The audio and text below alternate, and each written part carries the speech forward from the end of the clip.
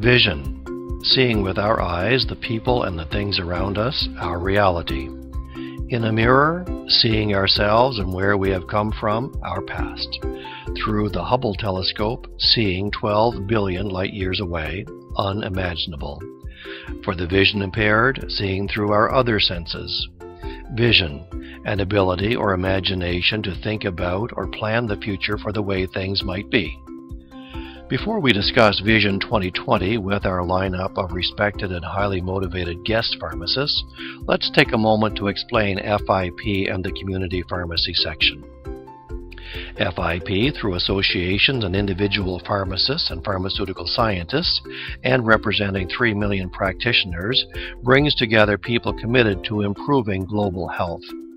One of the several interest groups and sections of FIP is the Community Pharmacy Section, CPS. The section seeks to be another touch point for community pharmacists to help them in the delivery of medicines, health products, and services that will improve medicine use and advance patient care. One recent project developed by the section has been Vision 2020, led by Emma Polino of Portugal, a look into the near future of and to highlight the key components in community pharmacy practice. In this video, 10 internationally recognized pharmacists will speak to each of these key components. At the end of the video, we will post a web link to the references and resources associated with each topic as provided by our guests. The Community Pharmacy section sincerely thanks our guests for sharing their time, knowledge, and opinions on the CPS Vision 2020. My name is Warren Meek, President of C7 Consulting, and I am pleased to be the narrator for this video. Our next guest is Dr. Tana Wuliji in Australia, speaking today on human resources. Tana, when we look at the 4 important aspects of community pharmacy staffing, recruitment and retention, training and development, performance management, and time management, is there one that is possibly superior to the others, or is there an order of importance? I think it's a question that's gaining pertinence, particularly as workforce issues are really coming to a crux in many countries. To look at this question, I think we need to step back and think about what are the dimensions of workforce in terms of the outcomes that community pharmacy is trying to achieve. There's been a number of discussions recently about the health workforce in terms of its contribution to universal health coverage and healthcare outcomes. And they're using the framework which has been around for a while, the AAAQ framework of availability, accessibility, acceptability, and quality of pharmaceutical services, in this case community pharmacy services. And we translate that to the pharmaceutical workforce needs that should be in place for us to achieve these dimensions. We see very quickly that there are a number of different preconditions that need to be in place for this to be possible. And that means that we also need to take into account the huge diversity that we see in community pharmacy, both globally in terms of between countries as well as within countries. So unfortunately, there's really no clear answer. There's no one element that's more important than the others, but I think what we need to take into account first and foremost is that the workforce is available when and where it's needed, both in terms of the timing and the location. The other aspect I want to talk about is where we have workforce that are available, we need the workforce to perform to expectations. So that means that we need them to be competent, effective, and efficient. And the only way we can do that is by ensuring that the processes people are working in the community pharmacy lend themselves to be able to achieve the outcomes the community pharmacy is trying to achieve. Tana, what will it take to have or to allow community pharmacists to relinquish some or many of the technical tasks so we can get to this next level? The purpose of community pharmacy is really to be there to meet the individual and population level needs of the community. And we have to think about in what way is community pharmacy organizing itself, both as a group and also as an individual pharmacy, to do so. And we have to think, are the things that people are engaged in on a day-to-day basis matching with that? And we might find in different circumstances that there are varying levels of disconnect.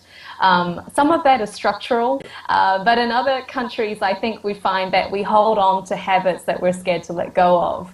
And so it's a question of the individual pharmacist seeing what they can change and what they can't change. And where they can change, what are some alternative models and ways in which they can transition to something that's going to meet the needs. We can't afford to sit still. We can't afford to just hold on and be static. And I think in many countries that point's arriving very soon. Countries where this is already happening, I think the challenge is that the uptake has been rather slow. We've seen in a number of different countries like the UK and even here in Australia that progression towards sort of remuneration for services, aside from dispensing, has really taken a long time for that broad uptake, although there has been strong advocacy at the outset. I think one of the contributing factors to that is that the workforce was not prepared to change, even though the mechanisms were put in place. And preparedness in terms of both the willingness to seize that opportunity at the same time as the competencies and having the processes in place to be able to do so. The question applies to the individual pharmacist as well as the community pharmacy representative as a whole as to how to work together to facilitate this, trend and movement and catalyze it at the same time. Tana, various pharmacist regulations are key factors affecting the profession. Could those regulations, generally speaking, be either barriers or enablers to a pharmacy of the future? Let's look at the reverse situation where there are no regulations. And there are countries where this is the case, that the profession of pharmacy is not regulated, that the practice of community pharmacy is very weakly regulated or has very limited regulation. And we can actually see that both the services and the profession have suffered as a result. And this is primarily because the mechanisms that regulation tries to attain, which is really protecting the patient and the public and ensuring safe services, also, because that's not there, it also means that community pharmacy and pharmacists lack legitimacy with the public and with communities. There's a breakdown of trust. There's sort of no guarantee, so to speak, that you're going to get what you're expecting. If we look at it in that perspective, I think we see that regulation can certainly enable progression, and I think the goals of quality pharmaceutical services and professional advancement of the profession are in fact two sides of the same coin. Of course, there are a number of situations and countries where regulatory mechanisms have not caught up to developments in services as well as developments in the profession, and in that respect they can be constraining access to services that are known to be effective. And I think in this case there are several things. One is that, do we have the evidence at hand to be able to make a case for regulatory reform? That's one. And how is community pharmacy engaged in that research agenda in the individual countries? The second question here is also, are we having some kind of process in country that on a regular basis reflects upon current regulatory mechanisms and updates them over time, or are they fairly static? Thanks, Donna. What resources would a pharmacy manager or pharmacy owner have access to try to manage the human resource component for these services? Yeah, absolutely. And I think this is something that we do need to look at very seriously, and it may not be as complex as we think. And again, as I said earlier, if we look at the challenge of the manager of the community pharmacy from the perspective of the challenge of how to ensure effective and efficient performance of their staff, in terms of achieving the types of outcomes that particular community pharmacy is seeking to achieve. We want to look at the various human performance factors that get in the way. And so it takes us away from just looking at the traditional HR type interventions around performance management to looking at it in terms of how do we get these good HR practices to be in place as a part of the community pharmacy system in a reliable way. And what we're effectively talking about is implementation science. You know, we say that pharmacists are scientists in the community, and we focus a lot on the pharmaceutical science and more so the social science and the public health science. At the same time, we really need to make sure that pharmacists have the competence for implementation science so that they can analyze problems in their community pharmacy when they're looking at performance of the community pharmacy, and be able to understand what are the root causes for those problems and then how to address them. Tana, what do you consider to be one of the biggest factors that pharmacy needs to address in the human resource piece? Yeah.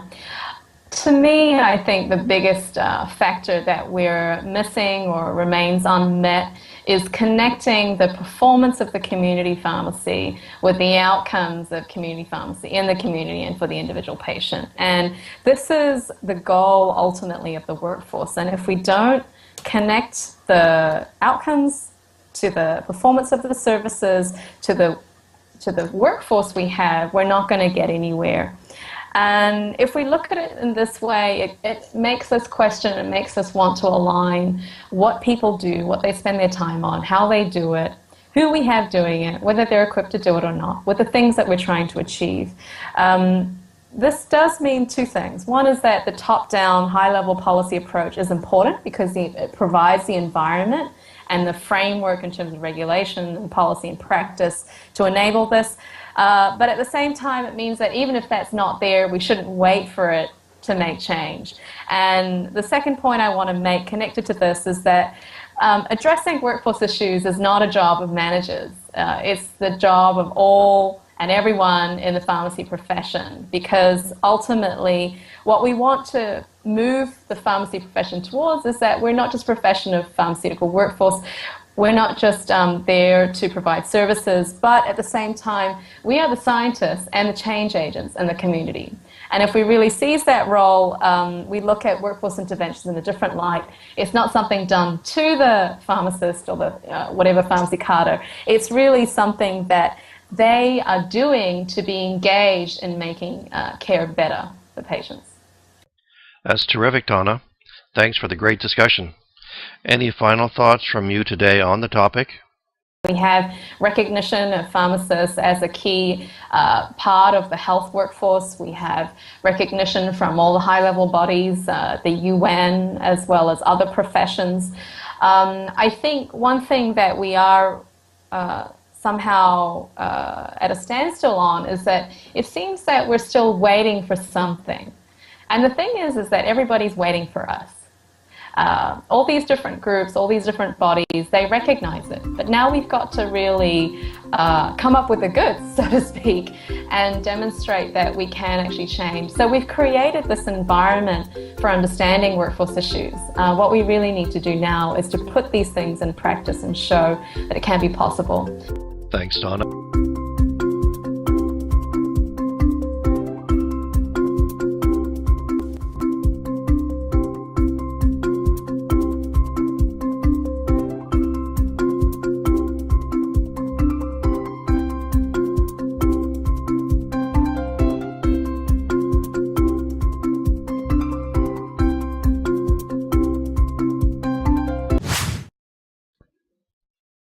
Nice slingshot, Blue Man.